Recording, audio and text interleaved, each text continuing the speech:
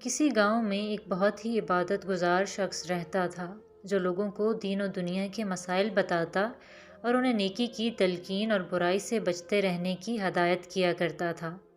گاؤں والوں کے لیے اللہ کا یہ بندہ کسی نعمت سے کم نہیں تھا اور وہ ہر مسئلے میں اس سے رہنمائی لیتے۔ پھر ایک دن اس گاؤں کو ایک ایسے طوفان نے آ گھیرا جس کی شدت گاؤں والوں نے پہلے کبھی نہ دیکھی تھی۔ گاؤں تھا کہ طوفانی بارش اور سیلابی ریلوں سے ڈوبتا ہی جا رہا تھا۔ یہاں سے نکلنے کی بس ایک ہی سبیل کشتیاں تھیں، اور جن لوگوں کے پاس اپنی کشتیاں تھیں وہ ان پر سوار محفوظ علاقوں کی طرف بھاگ رہے تھے۔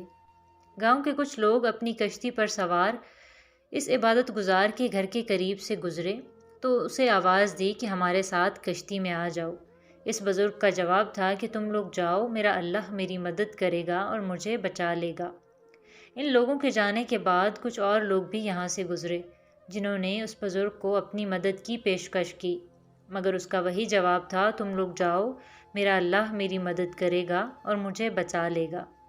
ان کے بعد ایک اور خاندان کا اس بزرگ کے گھر کے قریب سے گزر ہوا۔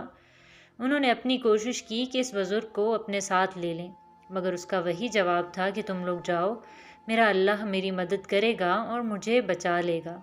طوفان ختم ہوا اور سیلابی پانی خشک ہوا تو جب لوگ واپس اپنے اپنے گھروں کو لوٹنا شروع ہوئے، انہوں نے اس بزرگ کو مردہ پایا۔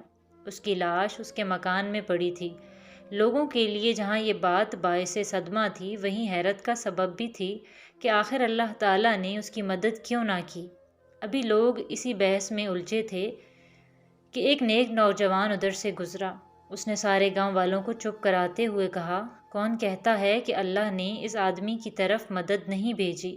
اللہ تعالیٰ نے 3 خاندانوں کو یکے بعد دیگرے اسے بچانے کے لیے بھیجا، مگر اس نے وہ مدد قبول کرنے سے انکار کی اور طوفان میں ہلاک ہو گیا۔